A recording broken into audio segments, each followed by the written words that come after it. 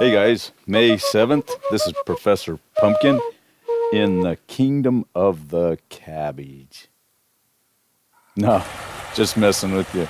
I'm actually out in the real world, and today I have something that rocks. It's actually a rock.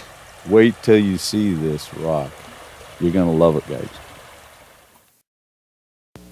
This rock looks like it could be the fossilized head of some sort of dinosaur, maybe a Nodosaurus. Yeah, that guy right there. He lived during the Cretaceous period. Lots of spikes. See that? How about now?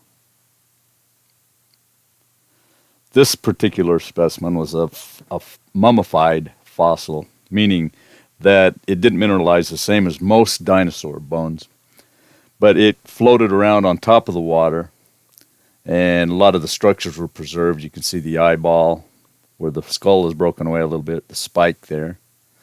Down below on the lower jaw there, you can see a good example of the medial pterygoid chewing muscle. Some teeth are still visible there, and the top, the plane of the head and snout, you can see how flat it is there.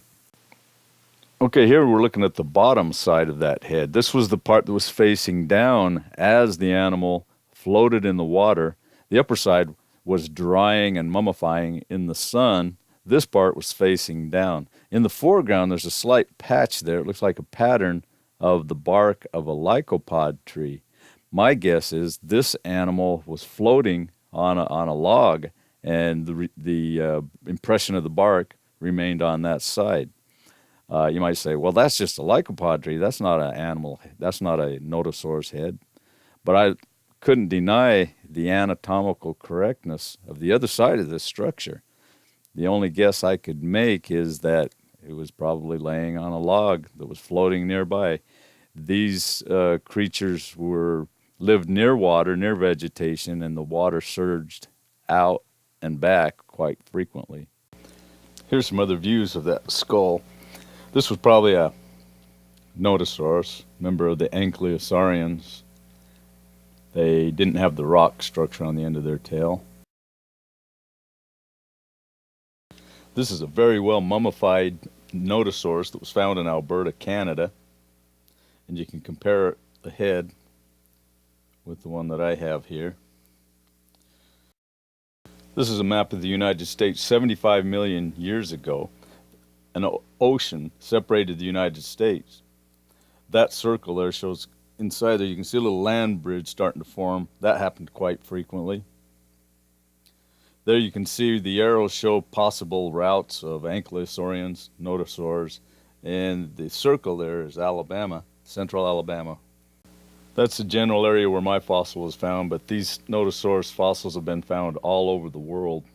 This is a geological map of Alabama. This area right here was inside of the circle of that last picture we saw.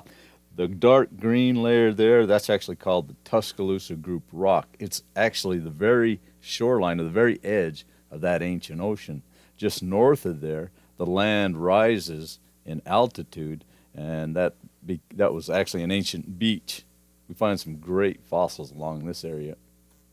Well, maybe not so great for the dinosaurs, because 65 million years ago, a giant meteorite struck the Gulf of Mexico, causing tsunamis, earthquakes, global fires, an ice age. It killed the larger dinosaurs. It was called the tertiary extinction event.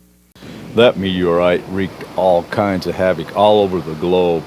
It killed off the bigger dinosaurs, bigger animals. Only the smaller animals, mammals, animals that had special survival skills, could hide, could find shelter, could go long periods of time without eating. Those were the only ones that survived, so that's what we have today. So here we are, right in the middle of that green Tuscaloosa Group rock I just showed you. And this is what it looks like, sedimentary rock. And looking downward, you can see the creek down below. That's used to be the ocean, like a beach. And I'm standing up above it. If I go to the top, probably about 40, 50 feet above it, 100 feet above it, depending on where you're standing. Here you can see the remains of the... this river is actually just the edge of the ocean that used to be here. Actually just a creek, but it rages sometimes when it gets water in it. This is that green Tuscaloosa group rock. You can see how it's just layered sedimentary. Each one of those layers is just centuries, thousands of years of deposited sediment from ancient jungle floors, ancient ocean bottoms.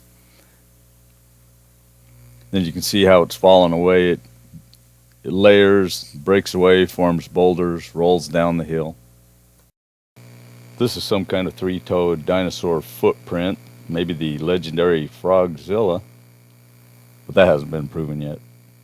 This is actually the bark, an impression of the bark pattern of a lycopod tree or plant, the forerunner of the palm tree. These are just a few specimens here, some branches and fossils of lycopods. This is a fossil from the coal mines of Alabama. This goes back before the Cretaceous period. This is just a fern plant, the descendant of the lycopods, and the descendant of the dinosaurs. What can I say? Those are our dinosaurs right there. And another descendant of the dinosaur, that red bird back there. You can see him back there in the leaves. Down at the edge of the creek, you have sand, just like you'd see at Gulf Shores at the beach. Pebbles, just like you see down there on the coast. And coarser pebbles here. In the middle there, there's a piece of petrified wood. Further evidence of a forest that was back here. So, get out on the planet. You've got your own time machine, your brain. If you're nice to Mother Nature, she'll give you some great gifts. Treasures.